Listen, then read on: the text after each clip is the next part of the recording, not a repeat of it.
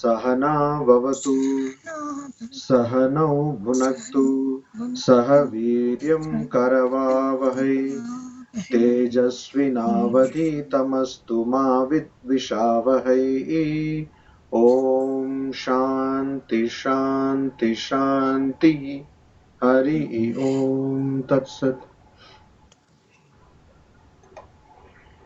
So we were seeing the Adhyasa Bhashya of Shankaracharya. Adhyasa Bhashya is a Bhashya or commentary on superimposition. Adhyasa means superimposition. So we were seeing this, which is the preamble or the introduction to the commentary on Brahma Sutras by Shankaracharya. Now this preamble starts with an objection.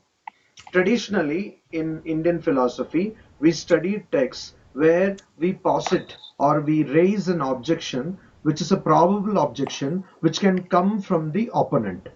So, for example, a person believes in, say, medicine, and another person doesn't believe in medicine.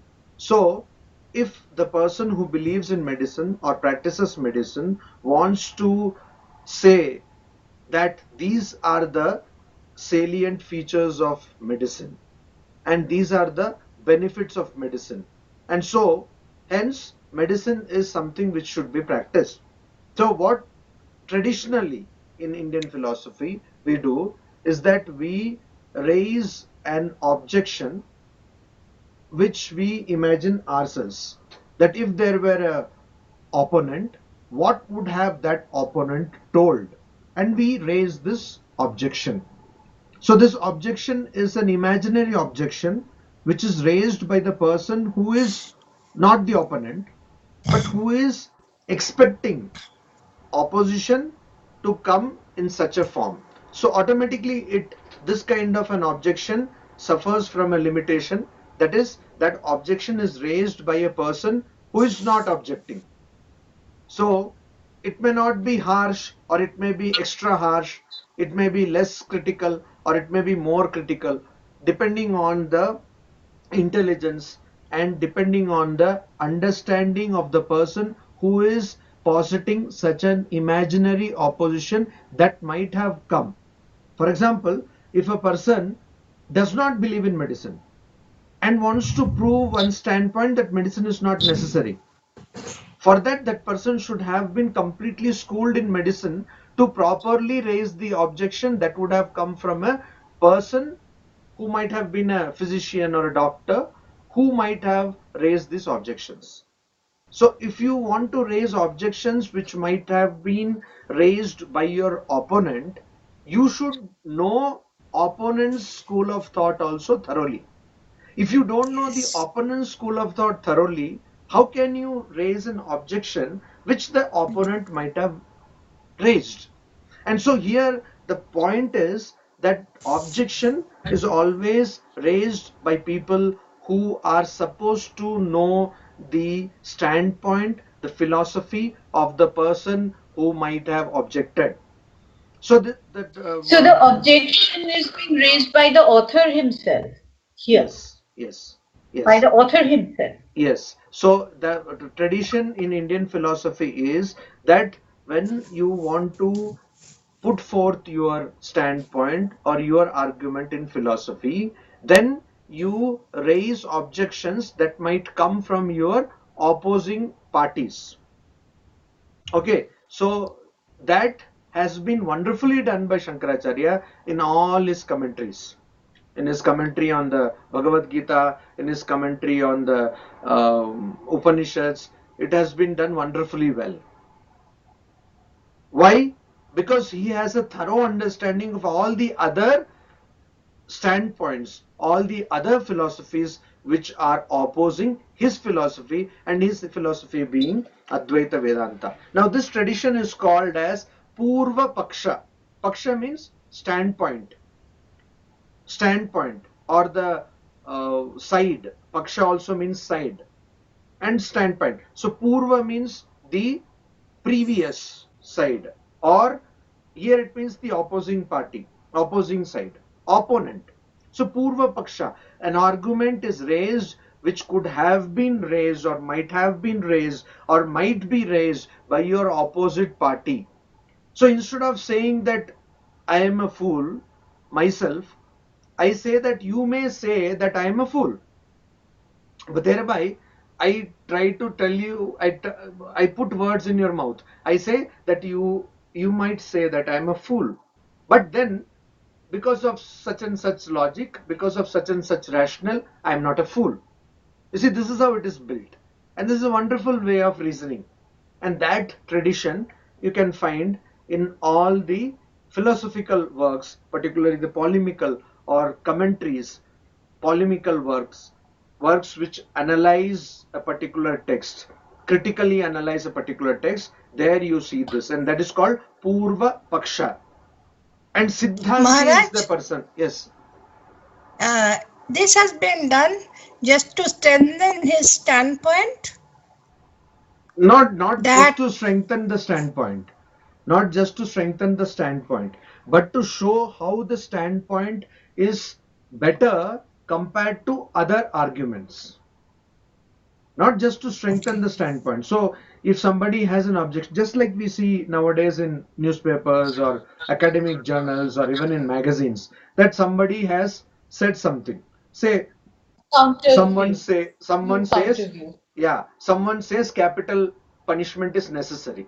So you have a series of articles for capital punishment, and then after some time in the same journal or in the magazine you will see a series of articles against capital punishment. So here also the same thing is being done.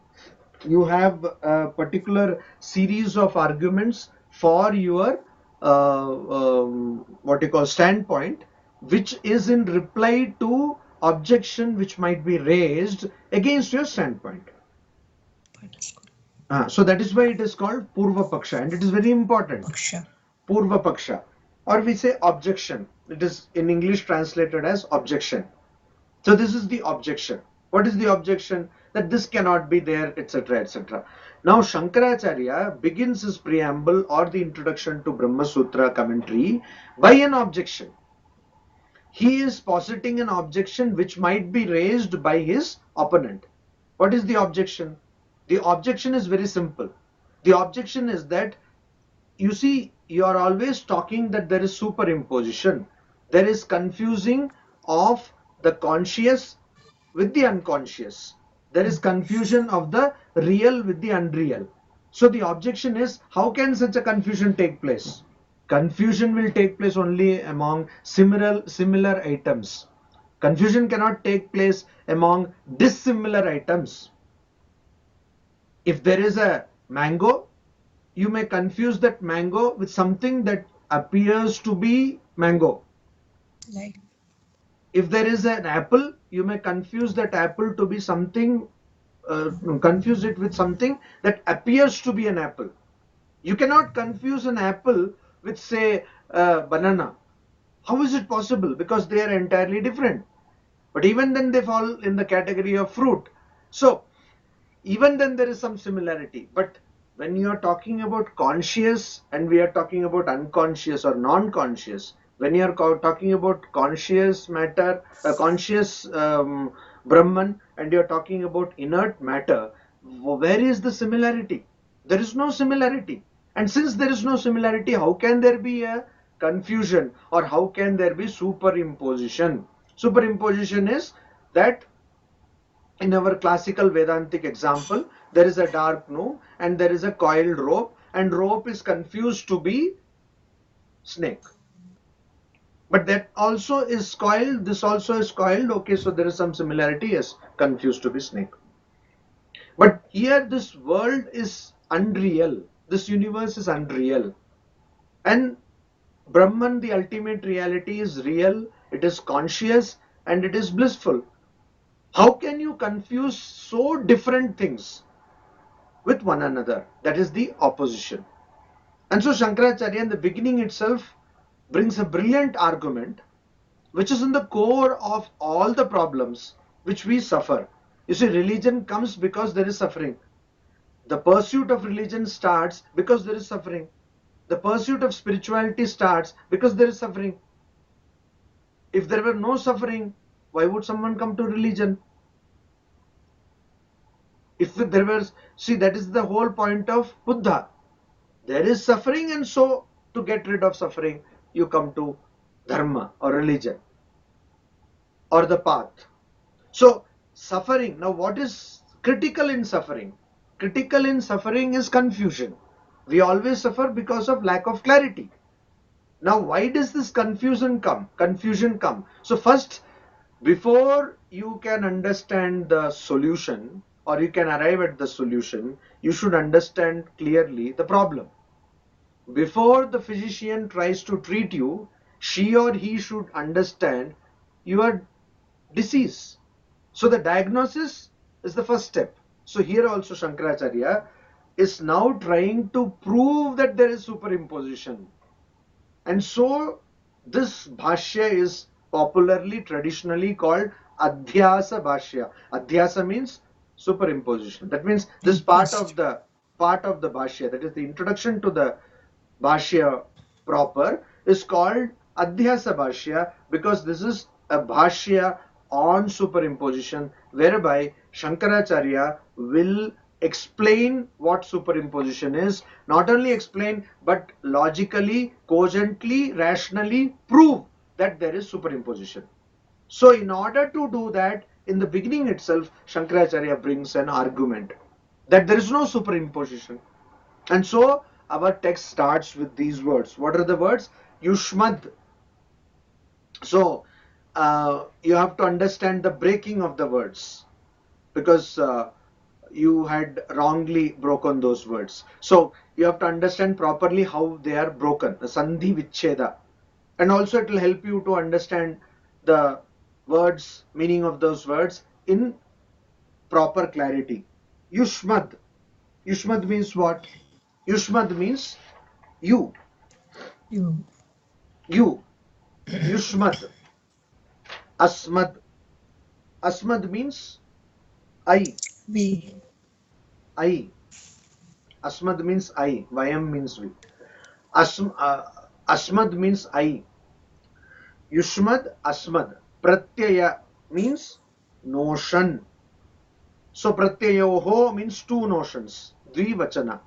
It is, in Sanskrit we have three numbers: singular, dual and plural. Unlike in many other languages where we have only singular and plural, in Sanskrit we have singular, dual and plural. So Yushmad, you, Asmad, I, Pratyaya, Pratyayoho, that means of the notions, two notions, Gocharayoho, that means the things that are understood. Gochara. Go means what? Go means what?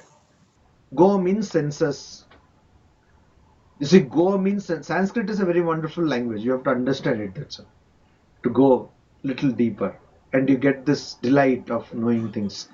Go is senses. Chara means that which can be reached.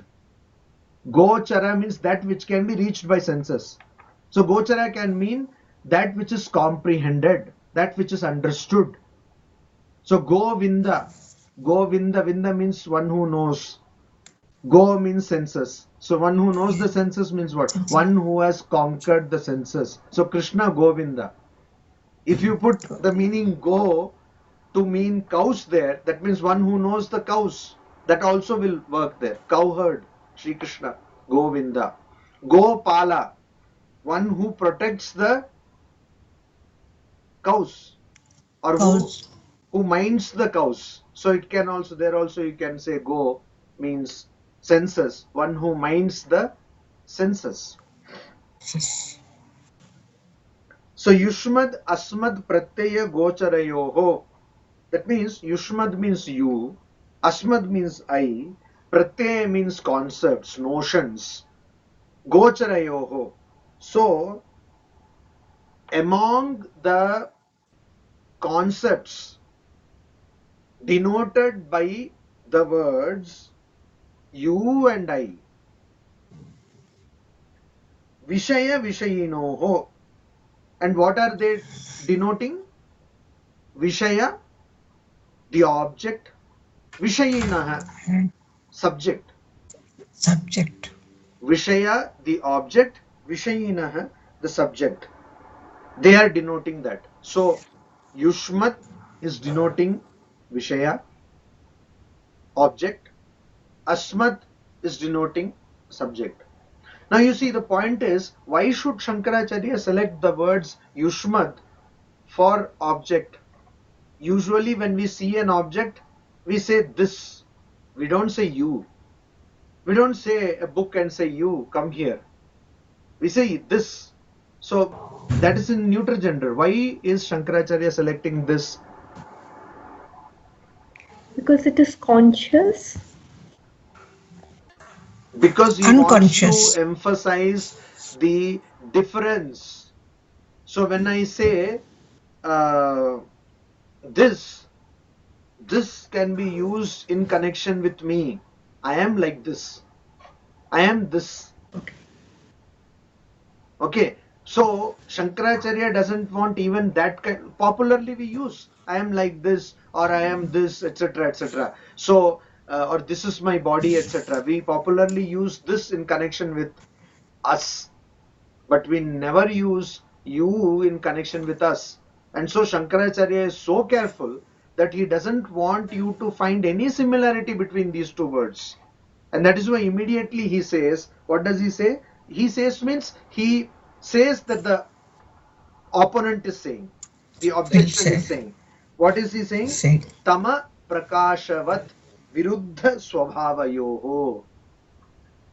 Viruddha swabhavayoho. Having completely different, completely contradictory, completely opposite Nature. natures. Swabhava, nature. Nature. Completely viruddha, opposing natures. Like what? Tama prakashavat. Like darkness and light. So see the examples also he has taken. Darkness and light, there is no way you can see any similarity there. So they are completely dissimilar. Yushmat, Asmat, completely dissimilar. And so here he also puts it, clarifies it, that object and subject completely dissimilar. How? You see, subject is what? Not just subject means what? Consciousness. One who sees, one who is the witness. And object is what? The witnessed. Subject is what? The seer. Object is what? The seen. So there is complete Seen. difference. The complete difference. Completely opposite characteristics. That is what is there here. You have to understand. In psychology, why do we get so much problem?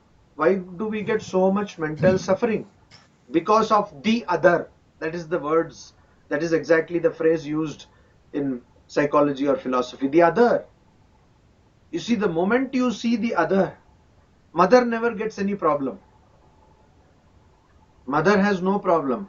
Though the child is different, mother has no problem because the mother is only mothering. She is not othering. You see, the moment we remove M, we start othering. Then everywhere you get problem.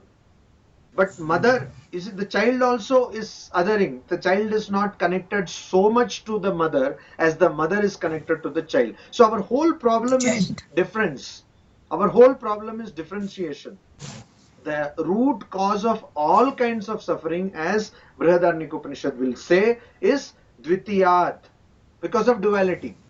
Dvitiyat by Bhayam Bhavati. And Shankaracharya is so brilliant that in the very first sentence he brings this aspect. So we have to understand this is the whole idea of duality, the whole idea of othering, or the whole idea of differentiation. He has so succinctly put it as an argument against superimposition. And using the very argument, we will see that he will prove that superimposition exists. Now the question is, how is it that something which is unconscious can be mistaken for something which is conscious? So again it says, itara bhava anupapattau. Anupapattau means on the impossibility. Anupapatti means impossibility, implausibility, or being illogical. Anupapatti. Itara bhava. That means mutual. Itara means mutual. Bhava, identity. So there can be no mutual identity. Itaretara bhava. When you add it as, when you bring them in conjunction, make them compound, it will become itaretara bhava. So there can be no mutual identity. That is the idea. No mutual identity. How can there be identity? Because there is one thing is conscious, another one is matter. There can be no identity. Itaretara bhava anupapatti means it is illogical, implausible. Darkness and light can have no identity whatsoever. Siddhayam. It is proven. It is not that the opponent is now bringing that, you see, because of so many factors, darkness and light are different. No, it is a proven, it is a well-established fact. Siddhayam. When it is proven that two things completely opposite to each other, one another, just like darkness and light, can have no mutual identity whatsoever. Itaretara bhava, and you see, concentrate on the breakings. Itara bhava anupapattihi or anupapattau siddhayam. When it has been made certain, when it is certain, proven, then tad dharmanam api sutaram itara bhava anupapattihi.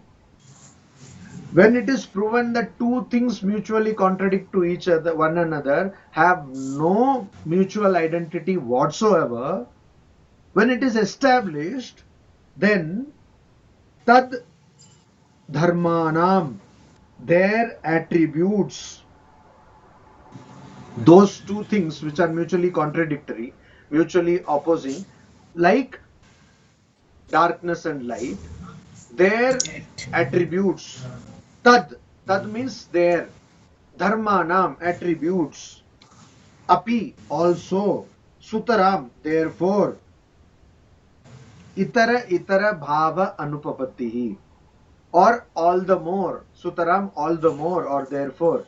When two things themselves are opposite to one another and there can be no mutual identity, therefore it goes without saying, or all the more, their attributes also cannot have mutual identity.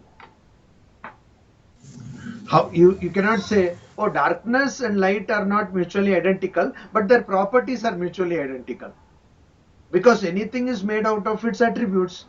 How can the thing itself not be identical but attributes be identical? It makes no sense. So you cannot say that. So those things are mutually not identical. It is illogical, implausible. It is proven. If that is proven, then it is also proven, all the more it is impossible that the attributes or qualities of these two things can be mutually identical. Okay. Iti atah. Because of this, iti, this is what we have understood. Atah, therefore, asmat pratyaya gochare vishayini chid atmake. Chidatmake. What is chidatma? Conscious self. Conscious atman.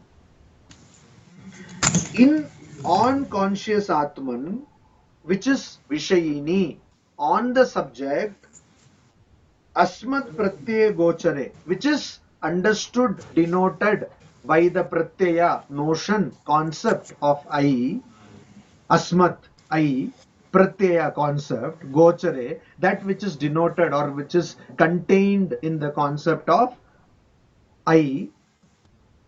What is that? Chidatmake, conscious self, or vishayini, the subject. On that subject, Yushmad Pratyaya Gocharasya Vishayasya.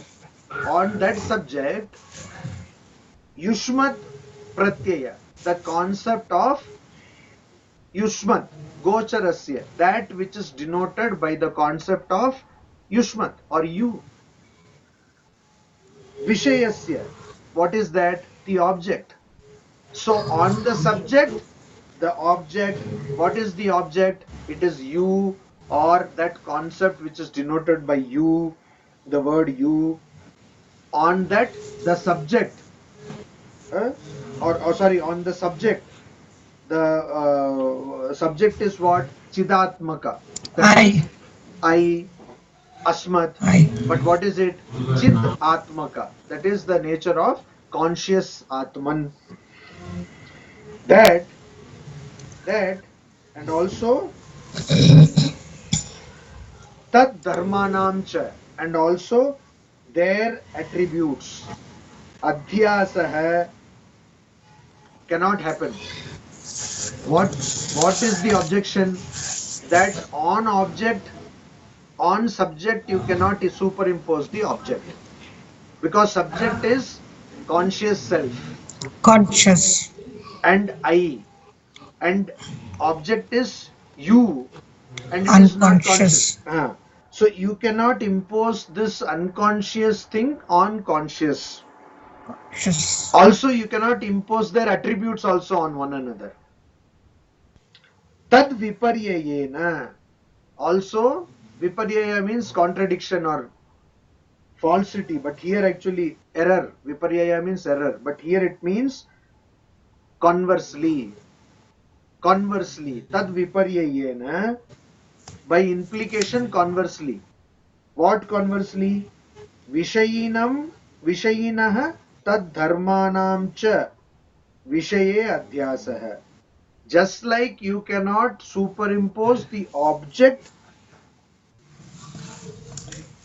on the subject and the attributes of the object on the attributes of the subject, similarly you cannot automatically you cannot superimpose by implication the subject on the object. The object. Object Vice cannot versa. be superimposed on subject, and the attributes of objects cannot be superimposed on the attributes of subject. Similarly, vice versa. You cannot superimpose the subject on the object, or you cannot superimpose the attributes of the subject on the attributes of the object. So he says, adhyasah, this is superimposition, mithya iti bhavitum yuktam. So this superimposition is It is yuktam, mithya. logical to be mithya. Mithya means what? Mithya usually means what? Mithya means usually means false. Mithya means false. But here it means that that is denied. It cannot, it is something which we can deny, because it is not possible. It is impossible. What is impossible?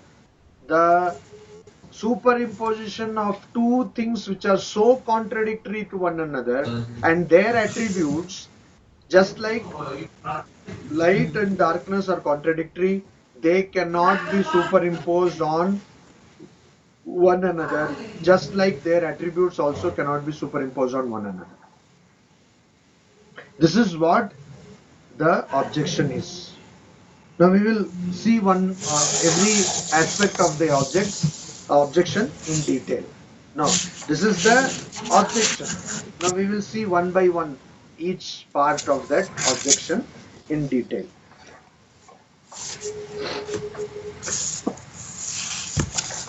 Do you have any questions? No, Maharaj. It's clear.